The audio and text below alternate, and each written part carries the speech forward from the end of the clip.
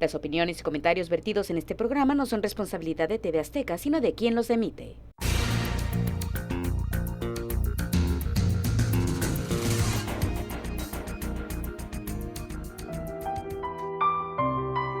Acoso sexual, las denuncias de la memoria. Desde personajes famosos que hoy publican y acusan a sus acosadores, pasando por gente que hasta hace algunos años no se atrevían a señalar estos hechos. El acoso sexual es tema de controversia en nuestro país y en casi todo el mundo, donde hoy las personas se animan a denunciarlo sin temores a represalias ni contemplación alguna. ¿Qué sucede cuando estas denuncias se hacen a la ligera y pueden llegar a manchar un buen nombre personal o el de alguna institución? ¿Quién delimita cuándo el acoso se hace presente o si se trató de gestos que antes se veían como galanterías o cumplidos? ¿Hasta dónde puede ser injusta una acusación o la denuncia es válida? Hoy pondremos sobre la mesa el tema y con la presencia de dos profesionales dilucidar hasta qué punto se justifica la controversia y la alerta desmedida que pueda ocasionar.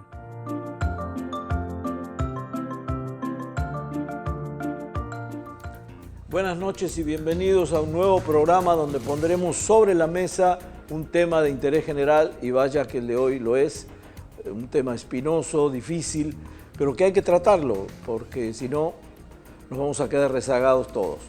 Mi querida amiga, ¿cómo le va, señor buenas Chicone? noches. Muy buenas noches. Gracias a usted por estar con nosotros como siempre en Sobre la Mesa, y vamos a tocar un tema, como usted lo decía, delicado, y hay que hablar de él, no hay de otro. Claro. El acoso sexual, las denuncias de la memoria, y nos hacen favor de estar aquí con nosotros dos expertos en la materia. Primero las damas, Daisy Margarita Tobar, gracias por estar con nosotros.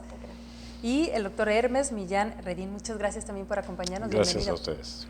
Ya lo sabe usted, me permito leer un poquito, señor Chicone, sobre la experiencia de estos dos invitados para que usted conozca, como siempre, la talla, una talla enorme, desde luego, en cuanto a la experiencia aquí en nuestro estudio. Y comienzo por Daisy Margarita Tobar, quien realizó sus estudios de licenciatura en Psicología en la Universidad de Ciencias y Artes de Chiapas y el doctorado en Psicología dentro del área social y ambiental por la Universidad Nacional Autónoma de México. Actualmente es profesora de tiempo completo en la Facultad de Medicina y Psicología de la Universidad Autónoma de Baja California desde marzo del 2017. Es responsable del Consejo de Prevención de Acoso Sexual establecido en la Facultad también de Medicina y Psicología de UABC. Ha sido docente, desde luego, desde hace ya varios años y actualmente cuenta con el reconocimiento como candidata al SNI. SNI.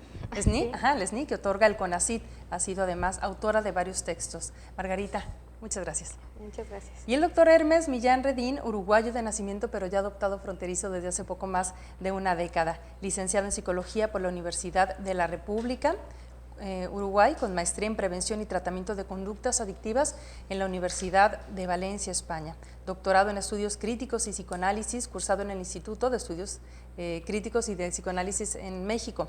Ha sido docente en la Universidad Iberoamericana en el área de desarrollo humano. Es investigador también del Instituto de Investigación en Adicciones Argentina, así como integrante de la Red del Universo Audiovisual de la Niñez Latinoamericana, UNESCO, entre otras cosas. Bienvenido. Sí, una precisión nada más. Sí. El doctorado es en Comunicación Social en La Habana, Cuba, y el postdoctorado es en Estudios Críticos y Psicoanálisis. Perfecto. En el Instituto 17 en México, DF. Muy bien. Pues una vez hecha la aclaración, le agradecemos desde luego que esté aquí. Iniciamos, señor Chicone, porque el tiempo en ocasiones es un poco malvado. Sí, claro. Bueno, yo les reitero el agradecimiento de mi compañera y bueno, voy a empezar con una pregunta muy básica, muy lineal, ¿no? ¿Qué es abuso y qué es acoso? Okay. No, adelante. Adelante, Luis. Las damas primero, Margarita. El abuso, o si lo vamos a abrir de manera como muy genérica, o sea, tendríamos mucha complejidad de definirlo, pero si estamos acotándolo en el campo sexual, implica infringir un daño a la integridad de una persona, un daño que se traduce en un malestar no solo de tipo emocional, sino que también puede tener algunas consecuencias de violencia física, y que además incide o implica una ruptura en en el trayecto de vida de una persona, ¿no? No necesariamente estamos hablando que un abuso sexual o de tipo sexual tiene connotaciones coitales necesariamente, sino que hay una amplia gama, ¿no? En ese espectro. Y el acoso, por otra parte, es como yo lo vería como todos aquellos acontecimientos que pueden o no anteceder a un abuso, o sea, podrían no concretarse, pero no está, es sistemático en tanto que se da de manera repetida, pero puede no ser de una sola persona. Es decir, nosotras en la calle tendemos a sufrir más acoso callejero, acoso sexual de tipo callejero, y no es una sola persona quien lo está cometiendo, sino pueden ser diversos personajes, aunque también se observa del tipo sistemático, ¿no? que sí es recurrente, y puede ser en un espacio ya sea laboral, escolar, ¿no? O en un espacio público en donde hay una persona que acosa a la otra con un sentido lanzando una amenaza latente, ¿no? de un posible acercamiento no deseado, ¿no? Tiene que generar malestar y tiene que ser vivido como incómodo por la otra persona, no deseado. Entonces, ¿es como una señal el acoso de algo que pudiera ser más grave? No siempre, pero hay una posibilidad, sí. Hay una liga ahí. Sí. Doctor. Sí, estoy de acuerdo con la definición que hace la compañera. También quiero señalar esto, que el tema del abuso ha ido tomando también un significado diferente a lo largo del tiempo, y ahora somos capaces de reconocer como conductas abusivas conductas que estaban normalizadas por los usos sociales, por las costumbres o por la concepción de los roles asignados a los sexos, ¿no? Los roles de género. Por ejemplo, en la clínica, en el consultorio, a veces es muy difícil que unos padres entiendan que dormir con el niño en la misma cama y tener relaciones sexuales mientras el niño supuestamente duerme es una conducta de abuso sexual, aunque no estén obligando al niño a presenciarla, ¿no? Que era uno de los significantes más habituales del concepto de abuso, obligar a alguien a estar en una situación activamente o presenciando una actividad sexual que no debería estar por la edad o por las condiciones, porque no hay consenso posible a esa edad. Entonces hay una cantidad de circunstancias que actualmente reconocemos como abuso que no las podríamos haber visto así hace algunos años atrás. Lo mismo sucede con el acoso, ¿verdad? A veces cuando se plantea esto del acoso, algunos hombres indignados dicen, pero es que ahora no se le puede decir ni un piropo a una mujer, ¿no?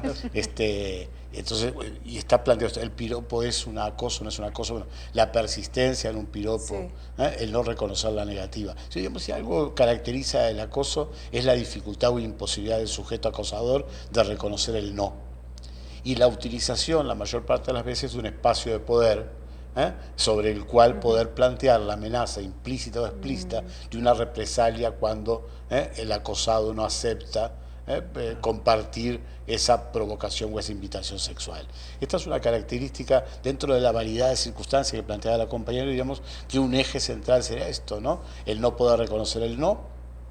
Alguien se puede equivocar, hacer un avance sexual sobre otro pensando que el otro está dispuesto, y eso le sucede a cualquiera, quien diga que no le ha pasado, confundirse, ¿no?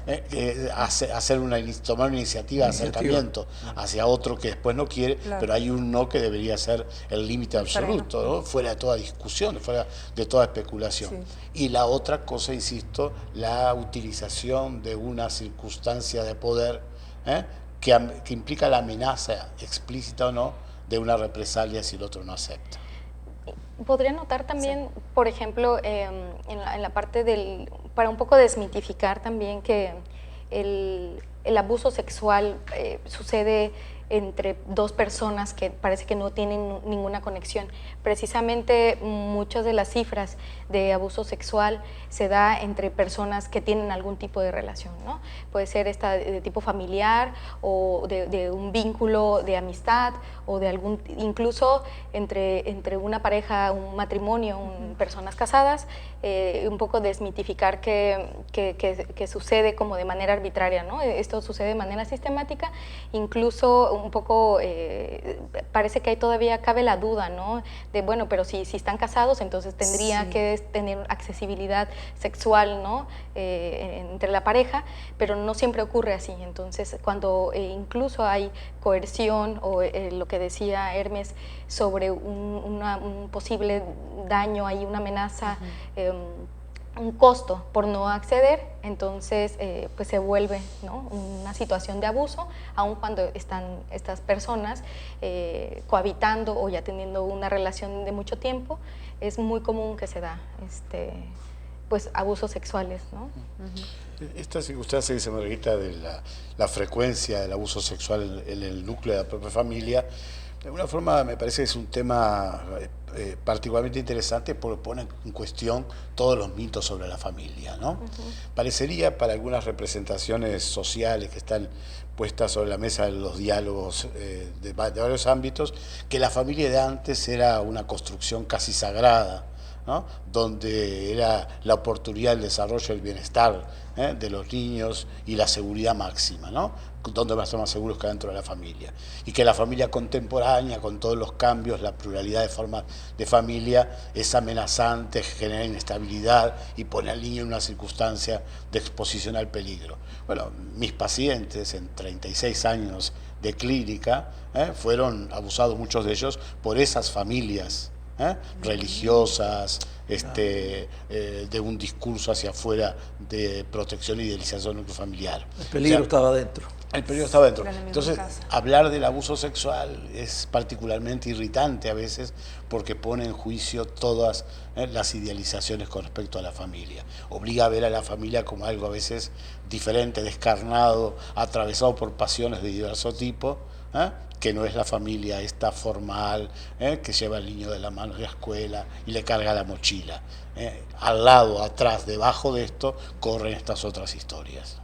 Hace algunos años se pensaba mucho antes de denunciar y ahora hay más denuncias. Con facilidad vemos, no sé cuantitativamente cuánto se ha ganado en esto, pero ¿a qué se debe ese cambio? Que la gente ahora sí denuncia, o una mujer se atreve a denunciar, hablar. o hasta niños o hasta adolescentes que se atreven a denunciar los abusos. ¿A qué lo atribuyen? Pues yo creo que es en parte y mucho a la ganancia de la lucha por los derechos que ha sido impulsado por diferentes movimientos, ¿no? Sobre todo el movimiento feminista, ¿no? Luchando por los derechos desde hace más de, no sé, desde el siglo pasado, en la segunda ola, que empieza a pugnar por políticas públicas, ¿no? que ayuden a tener un entorno de mayor igualdad. También otros movimientos, ¿no? Como el movimiento de la diversidad, el movimiento gay, ¿no? que ponen entredicho esta idealización de la familia heteronormada, ¿no? Y creo que en términos de ganancias de estos, pues, se han ido ganando pues estos derechos, que no deberíamos ni siquiera de decirlo así, porque... Sí, pero bueno, sucedió, pero... Claro. Ajá. Y creo que eso ha dado pauta también a una transformación que parece que fuera no tan rápida como quisiéramos, ¿no? Como un poco a cuentagotas, pero que se empieza a ver la transformación en el discurso, en la conciencia, y que a veces es abanderado por estas figuras, no sé, públicas, que lo ponen en la mesa y salen, ¿no? a un poco a catalizar lo que ya está de inconformidad o de malestar social, ¿no? Y yo creo que también estas políticas internacionales que se han tratado de traducir o de bajar a las agendas nacionales, pues dan cabida, ¿no? A que hayan diversas organizaciones, gubernamentales o no, que estén atrás de la defensa de los derechos de las mujeres y de jóvenes y niños y niñas, que cada vez empezamos a visibilizar, ¿no? Creo también que, o sea, es un proceso que tiene diferentes capas, ¿no? Por una parte, sí es una conciencia social, ¿no? Pero también es el poder tener este acceso a la información de los derechos que vamos ganando. Sin embargo, yo creo que aunque parece que fuera mucho las denuncias y todo, aún hay un temor muy grande de poder denunciar, porque se cree, o sea, se protege mucho contra quien se levanta esa denuncia, ¿no? Doctora, la tecnología y sus avances, con el caso de los móviles y eso, se volvieron facilitadores de denuncia. Lo que antes, porque ahora tienes una app que dice, apriétale aquí, denuncia un hecho y tiene, ¿facilitaron o sigue habiendo todavía mucho rezago en la materia, doctor? Yo no conozco ningún caso en la clínica y veo situaciones hasta todos los días donde se haya canalizado la denuncia a través de un dispositivo de este tipo, ¿no? Okay. Ni la gente lo conoce ni lo maneja, pero no conozco ningún caso.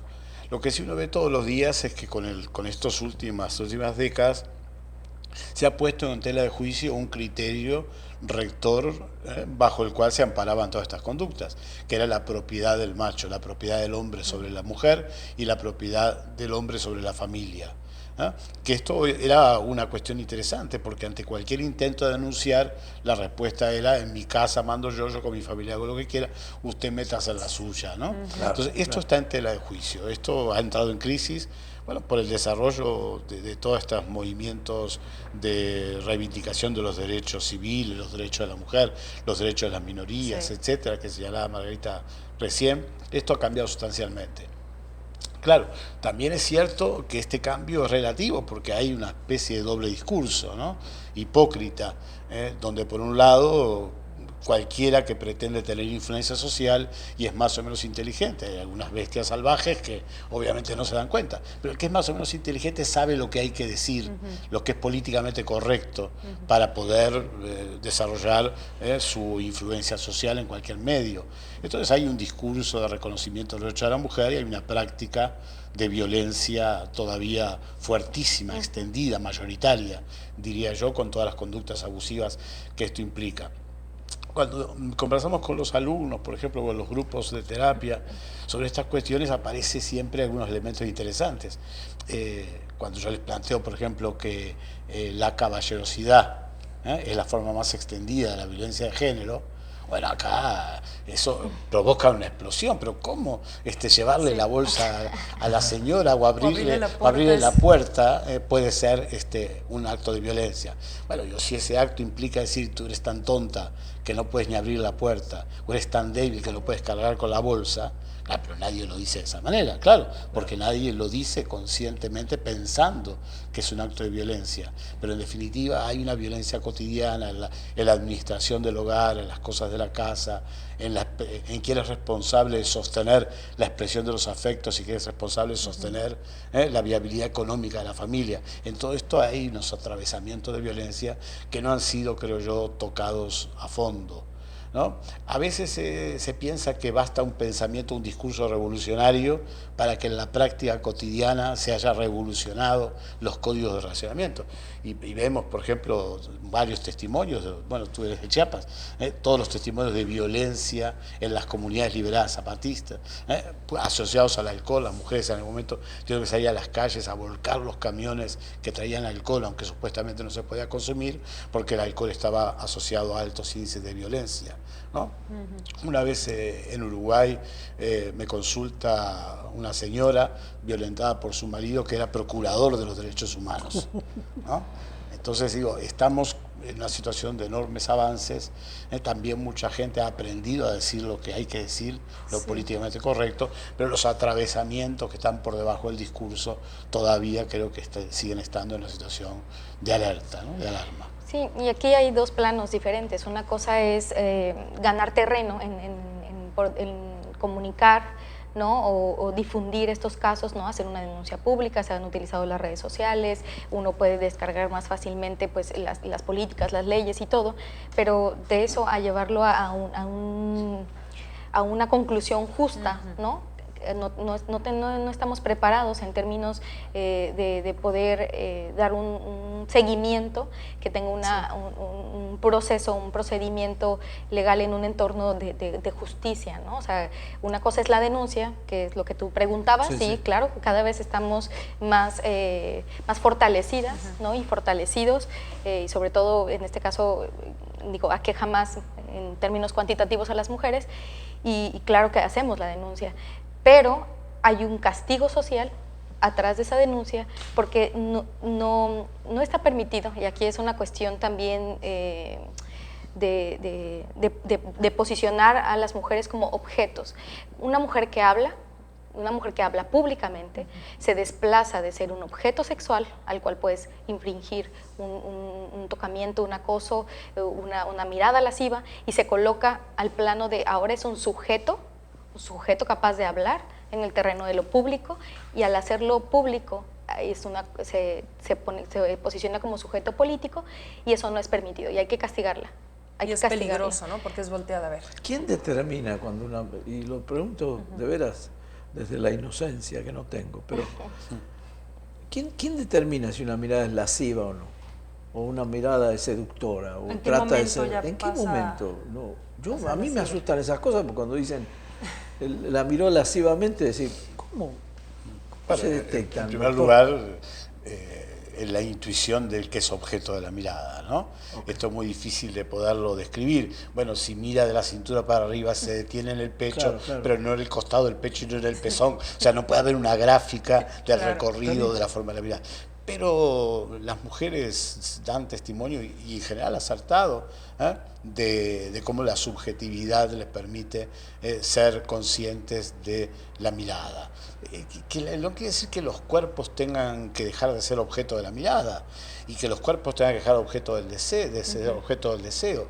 Eso sería de alguna forma plantear una ilusión que haría que lo reprimido explotara de otras maneras. Otra cosa es la ocasión, las circunstancias, la complicidad de la otra parte, y sobre todo el no.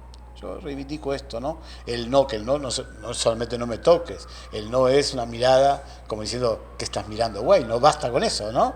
Para darse cuenta que el otro se está corriendo de ese lugar, o la otra, de ese lugar donde pretende ser colocado, ¿no? De objeto. Porque la mirada lasciva no es una modalidad de mirada solamente, es una mirada que comienza un recorrido, que luego termina en la gestualidad y termina en el acto de manipulación o de agresión del cuerpo, ¿no? Y ese recorrido, claro, no se ve hasta que no ocurre, a veces desde afuera, ¿no? O desde afuera porque es de alguna forma convalidado por los pares en caso de ser de un hombre hacia una mujer, pero la mujer en general sabe, ¿no? Y a veces no puede correrse porque es una circunstancia de poder. El ambiente laboral, por ejemplo, donde correrse allí o poner un freno implica poner en riesgo su trabajo, ¿no? Claro. No quiere decir que la intuición femenina es la que determina el grado de lascividad o no, de intención o de... Yo, o sea, más allá, yo quiero ahí un poco quitar esta cuestión de solo nos pasa a mujeres, ¿no? O sea, nos pasa a todos aquellos cuerpos feminizados. O sea, todos aquellos sujetos y cuerpos feminizados. Entonces no puede ser una cuestión de una intuición femenina, porque entonces dejaríamos a una cuestión totalmente arbitraria, ¿no? Hay una socialización que nos ha puesto en alerta hay ciertas señales de peligro y de amenaza que uno empieza a saber leer, a saber defenderse, ¿no? Y entonces, como decía, hay un recorrido, hay una intención, hay una incomodidad. Y casi siempre hay una incomodidad que es manejada por quien lo hace con esa intención, claro. Con la intención de incomodar. O sea, no es una cuestión tan inocente de decir, no, bueno, es que tú te enojaste porque sentiste. No, claro, o sea, si alguien te grita en la calle y te dice, oye, mamacita, y uno voltea y le dice, oye, papacito, uno diría, ok, encontró ahí la conexión. Sí, la conexión. ¿No? Pero el grito público no lleva el mensaje de querer hacer una conexión, lleva el mensaje de infringir una violencia, un poder, infringir un mensaje que no está siendo solicitado para volver posicionar al otro o a la otra en una cuestión de desventaja y de amenaza, ¿no? De lanzar una amenaza. Es una muestra de poder. Claro, es una muestra totalmente de poder. Puede suceder en los dos casos, puede ser que porque conozco un caso de niñas en una escuela secundaria acosando a un niño o a dos. ¿Puede suceder? ¿Es nada más para la parte femenina o puede...? Sí. Claro, todo puede ser. Yo insisto en esto que me parece interesante que plantea la compañera, que es lo del cuerpo feminizado. Yo tengo un paciente, por ejemplo, que es acosado por su jefa, ¿no? Acosado con su jefa quiere decir cuando pasa por delante de ella le deja poco espacio para rozarlo, obligar a ser rozada, que le ha tocado los testículos en reuniones por debajo de la mesa. Pero casualmente, ¿qué es lo que dice este paciente X? Dice: lo que pasa es que yo no tengo autoridad, ¿no? Y ella me siente como si fuera una mujer. Esto es lo que dice el paciente, ¿no? O sea, parecería que siempre hay abuso cuando el otro capta que hay un cuerpo feminizado o una actitud, una conducta feminizada. A otro hombre no se lo haría, ¿no? Entonces, esto me parece bien interesante. Claro, ocurre de muchas maneras y entre diferentes sexos, pero lo que hay en común parecería es el ver que el otro puede ser colocado como víctima, como objeto de abuso, y la visión de ser colocado como víctima tiene que ver con lo femenino, sea en una mujer o sea en un hombre, ¿no? Ajá, y también no nada más se da de manera entre hombres y mujeres, sino se da entre hombres y se da entre mujeres, ¿no? Y se da de manera intergeneracional, y entonces un poco para romper esto de no es una cuestión de hombre contra mujeres. El género, la violencia de género excede los cuerpos, entonces puede ser de cualquier persona a otra que la quiera colocar en una posición de inferioridad y de subordinación, y entonces por lo tanto lo vuelve un sujeto feminizado, ¿no? Mi pregunta tenía esa intención, pero ya la respuesta estuvo fantástica porque ampliaron ustedes la pregunta que ¿Cómo había estamos hecho. aprendiendo, como siempre, aquí sobre Como la siempre, mesa, como señor? siempre, dos expertos en la materia. Claro, tenemos que hacer una pausa comercial, pero quédese con nosotros, tenemos todavía muchos minutos más para hablar de este delicado tema y hacia el cual pues no debemos ponernos una venda en los ojos. Acoso sexual, las denuncias de la memoria. Esto es Sobre la Mesa y volvemos con más.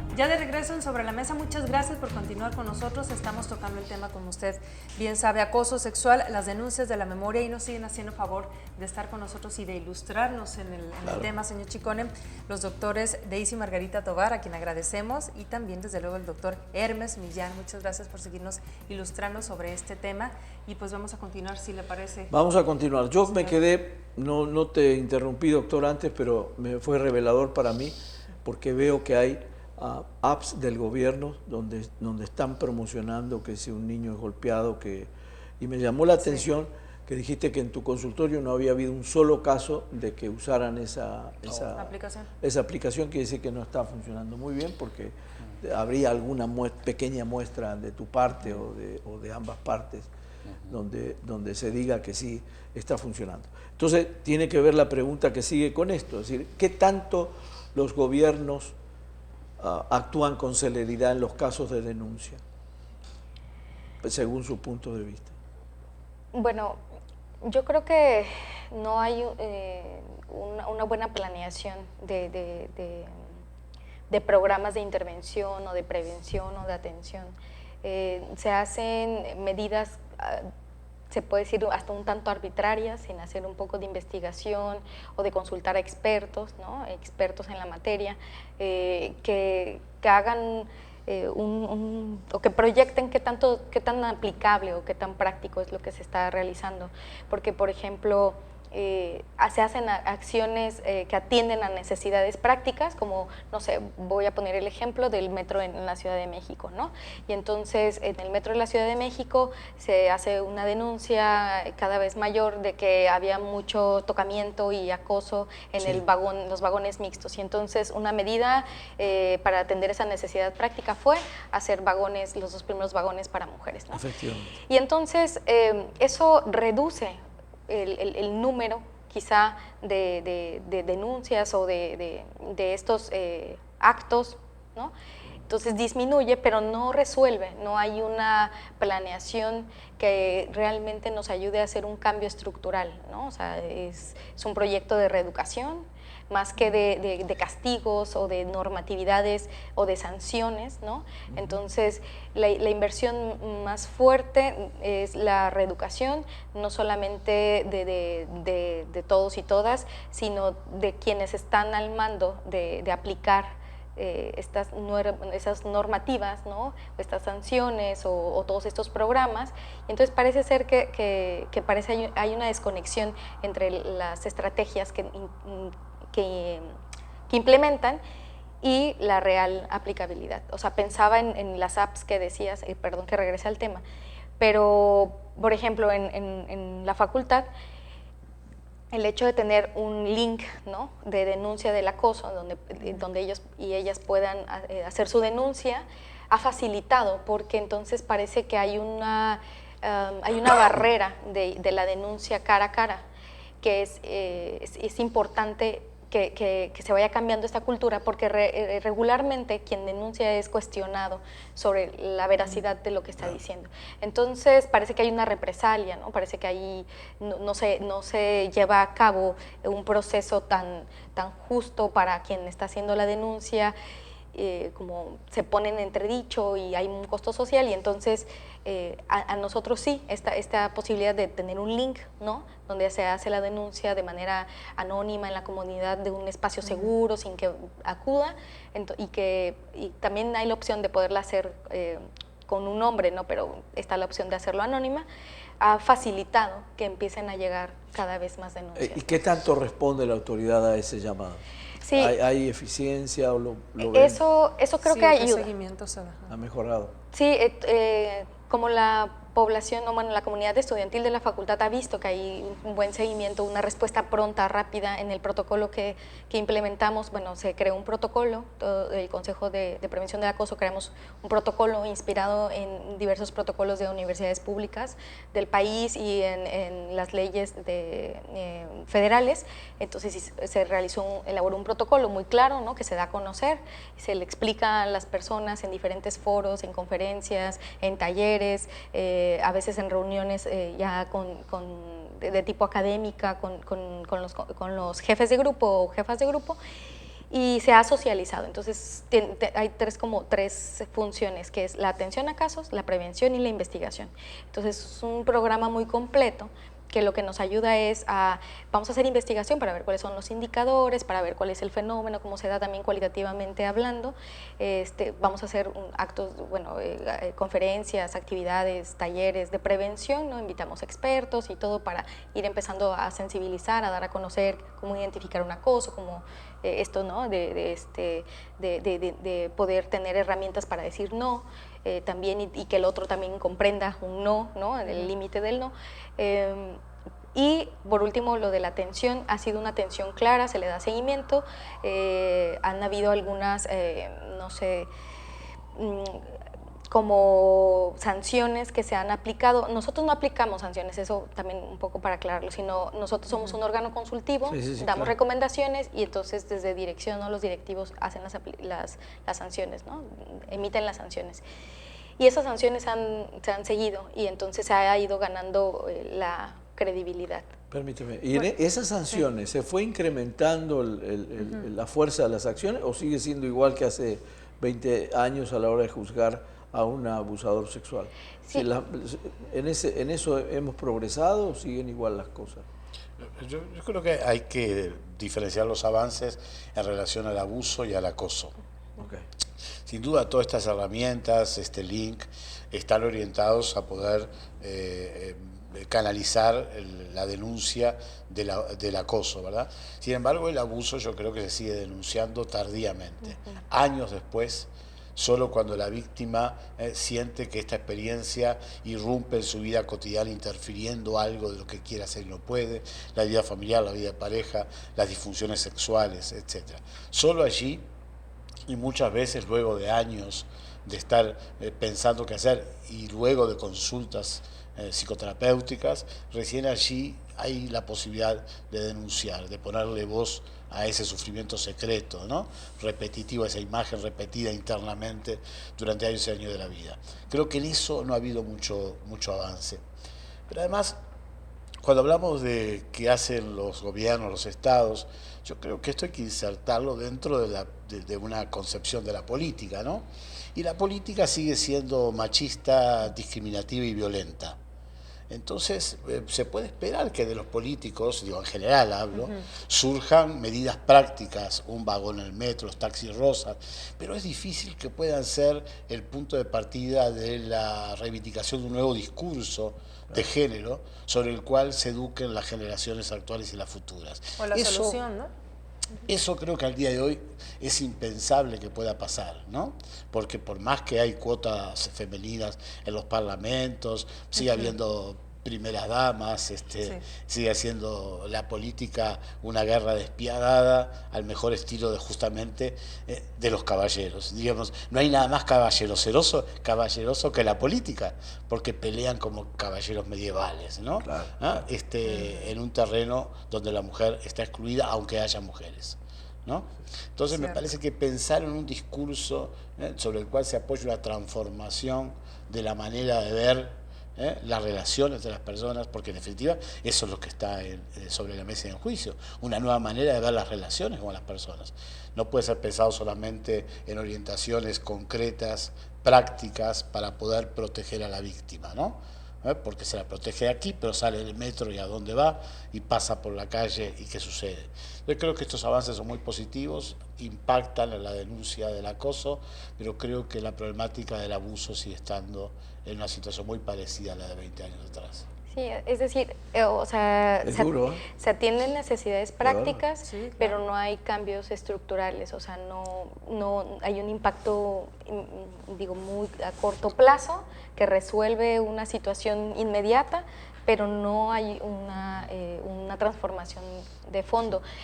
Lo que preguntaba sobre el abuso sexual, bueno, lo que tú comentabas más bien sobre el abuso sexual que no se dice, es impresionante ver cómo se trata de legislar sobre los tiempos de la denuncia, cuando esto que tú dices, ¿no? Hay un proceso muy tardío entre la vivencia y todo un proceso de psicoterapia que permite ver esa vivencia, significarla como tal, hacer todo un proceso de fortalecimiento también para poder hablarla y vamos al problema mayor. ¿Quiénes tienen acceso a esos procesos de psicoterapia? ¿Cuántos de esos que se logran ver o captar en psicoterapia no llegan o no tienen el acceso a concluir por cuestiones económicas? Es decir, también hay mucho que se queda detrás. O sea, yo pienso de los que llegan y logran decirlo, ¿cuántos atrás, cuántas voces atrás, afuera, no son escuchadas? Sí. Claro. Eso te iba yo a preguntar, falta desde luego infraestructura para atender todo este tipo de denuncias y de casos, porque la muestra que ustedes atienden es representativa, es mínima. Sí, yo creo que como casi todas las problemáticas, falta un énfasis más decisivo en la intervención comunitaria, ¿no? Que en definitiva, en el carácter preventivo de intervención propiamente dicha, la intervención comunitaria abre un espacio de detección, de trabajo sobre y de transformación de la cultura de una manera mucho más amplia de lo que puede ser la consulta privada. Lo que pasa es que también hay poca intervención comunitaria.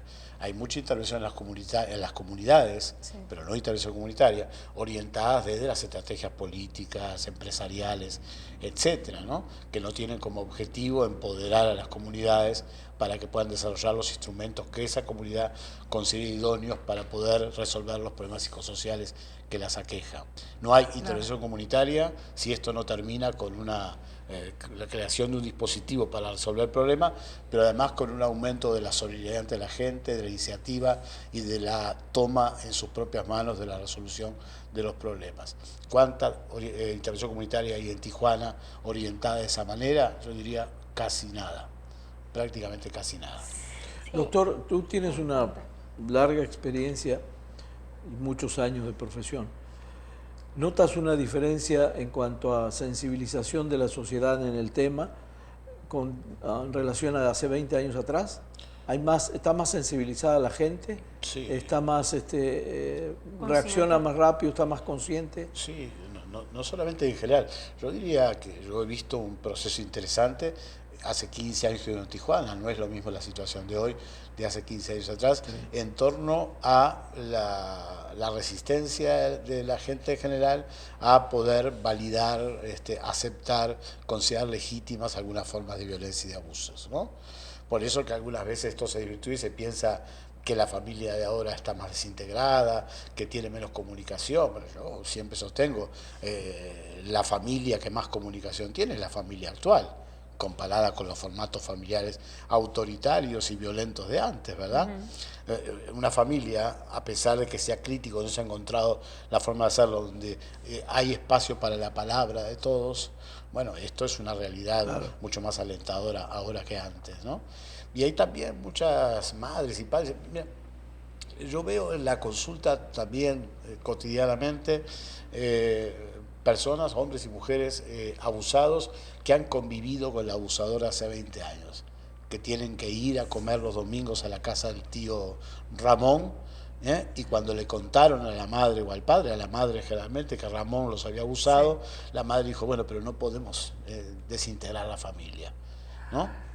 Ay, tenemos que seguir yendo a comer a la casa del tío Ramón. Y ahora yo creo que hay muchos hijos que han logrado un espacio de interlocución con sus familias y con sus padres, familias que han tomado decisiones con respecto a estas cosas.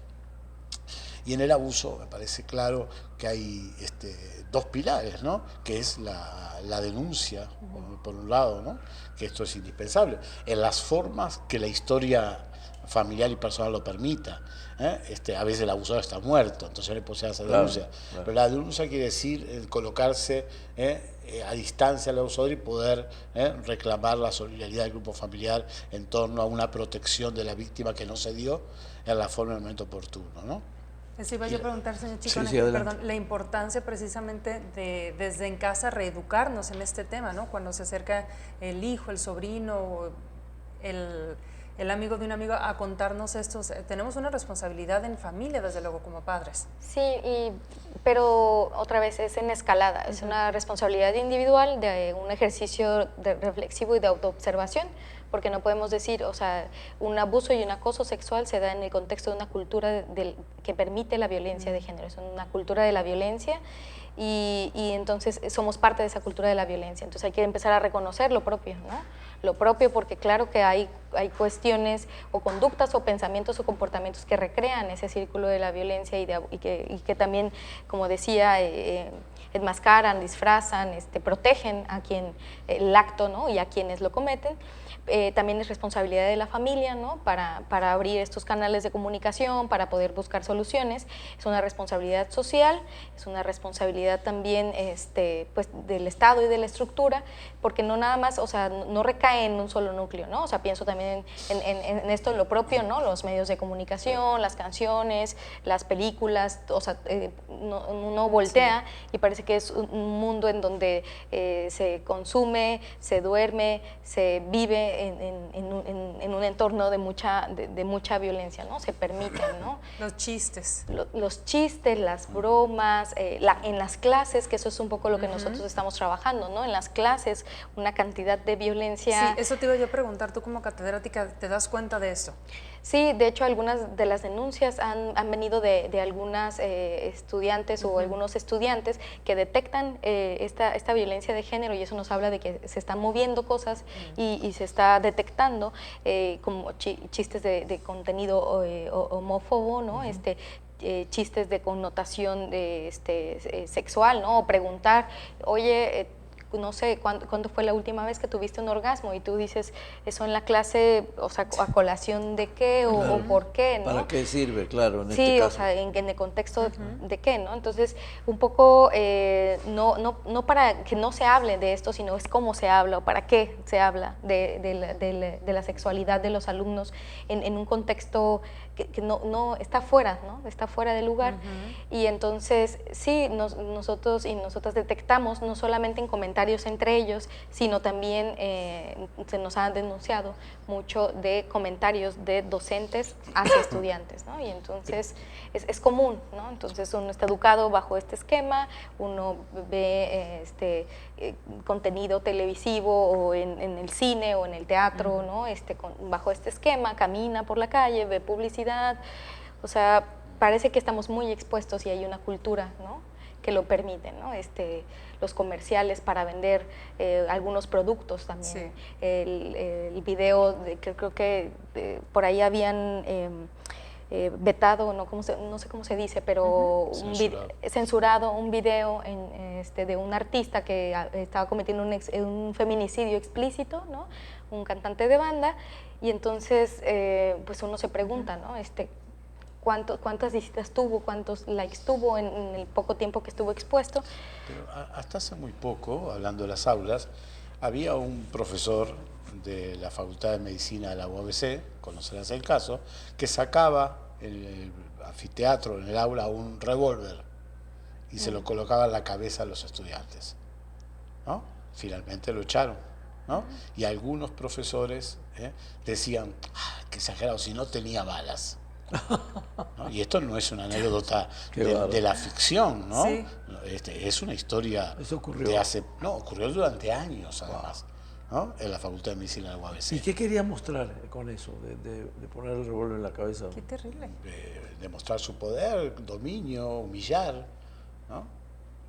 Otro profesor, me contaban hace poco, dijo el primer día de clase, aquí en mi salón los jotos no aprueban. Un profesor de universidad. Anticipándose a...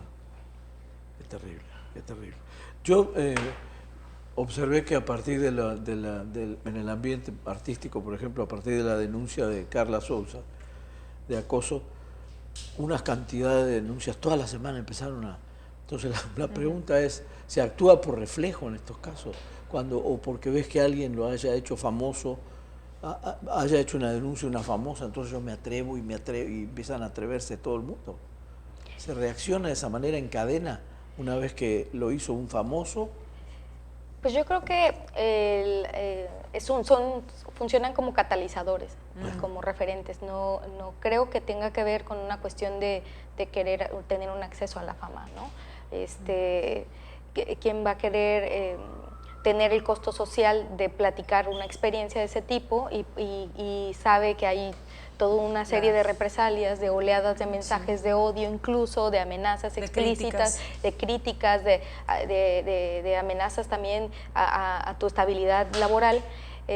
No es por fama, ¿no? Eso es cataliza, ¿no? Alguien denuncia, dice, habla, y entonces los demás sienten la posibilidad y el espacio, ¿no? Encuentran como este efecto del espejo. Puedo verme reflejada en esa otra o en ese otro que hace la denuncia, y entonces abro el espacio, ¿no?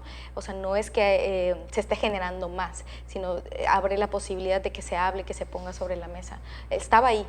Y está, ¿no?, el acoso, todas estas vivencias. Pero se encendió una mecha ahí y algo pasó que fue, bueno, mediáticamente por lo menos todas las semanas. También esto muestra otra cara, que a mí me parece la cara oscura, ¿no? Muestra la capacidad de recuperación que tienen las ideologías hegemónicas y dominantes. Hollywood es capaz de hacer de la denuncia un nuevo espectáculo. Claro. Ajá. Eso está claro. Esto sin poner en juicio la denuncia de cada uno en particular. Pero uno ve la última entrega de los premios Oscar y es una cosa vergonzosa, ¿no? Cómo se monta un espectáculo a partir de la denuncia. Hollywood valida la violencia en toda su historia a través de sus producciones. Luego aparece este fenómeno que parecería que pone en cuestión a Hollywood institución, pero la capacidad de recuperación y de montar un espectáculo sobre esto los coloca nuevamente en el lugar de la violencia, ¿no? Increíble. Sí, Sí, o sea, toda evento, ¿no?, que tenga que ver con la reivindicación de los derechos puede ser cooptado por este sistema capitalista, ¿no?, de intereses. También pensaba, no sé, estamos hablando de ganar derechos en cuanto a la comunidad gay o comunidad LGBT, y de repente ya vemos comercios, ¿no?, completos vendiendo productos y marcas y no sé, pienso que toda esta lucha, toda esta visibilización es usada, ¿no?, como tú bien, bueno, no sé, yo lo interpreto así, es cooptada, ¿no?, por un sistema porque vende, ¿no? Ahora ves las luchas de las mujeres en Disney también, ¿no? O sea, salen a nuevas protagonistas, mujeres empoderadas, ¿no?, en las antes que eran princesas, y va dirigido a un público, ¿no? Un público claro. que está dispuesto a comprar, ¿no?, ahora ese discurso. Las cifras de la ONU con respecto a abusos y acosos son realmente alarmantes, por lo menos lo que nosotros checamos, y México sigue ahí en el ojo del huracán. La pregunta es, bueno, en parte la contestaste, doctor, que es, ¿estamos mejor o estamos peor? Sí. ¿O vamos en vías de controlar este problema un poco más? Se abre un dispositivo que permite trabajar también con quienes son agentes de sostener este proceso de cambio y cuestionar los propios paradigmas sobre los cuales actúan en su vida personal, porque la vida personal, la vida íntima termina siendo un lugar relativamente inaccesible, ¿no? Y allí no puede a veces ni intervenir ni la ley ni la justicia. Entonces hay que abrir un espacio de reflexión, de cuestionamiento y de trabajo personal. Eso sin duda es el único camino. ¿Estamos mejor, Margarita, o estamos? Creo que es una vía de dos caminos, ¿no? O sea, vamos avanzando en materia de una justicia en términos simbólica, ¿no? O sea, vamos ganando, ¿no?, la figura o el avance de los derechos, pero por otro lado falta otro tipo de justicias, ¿no?, la redistributiva, ¿no?, en cuestión de lo económico, de la propiedad, etcétera, una justicia, una aplicabilidad del ámbito legal, ¿no?, esto que comentaba, ¿no?, esta reeducación, y parece que el fortalecimiento también, por cómo está dada esta cultura, es un fortalecimiento que va más en lo individual, y creo que debe de combinarse con estas intervenciones comunitarias que ya mencionaba el doctor, ¿no? O sea, muy bien, parecía muchísimo una hora y no nos alcanza, porque ya nos están corriendo hace rato. Pero muchísimas gracias y queda abierta sí, desde luego, la ventanita para otra charla de este tipo que fue, para mi gusto por lo menos, no, desde luego, coincido fantástica. con usted y desde luego el público también. Suponemos que tiene esa misma opinión. Doctora Hermes Millán, muchas gracias por estar con nosotros. Doctora Margarita Tobar, muchas gracias. Gracias. Ya nos vamos, señor Chicone. Ya nos vamos. Soy Anabelia Guzmán y en nombre de mi equipo de Sobre la Mesa le doy como siempre las gracias por habernos acompañado. Hasta una próxima emisión. Que la pase muy bien.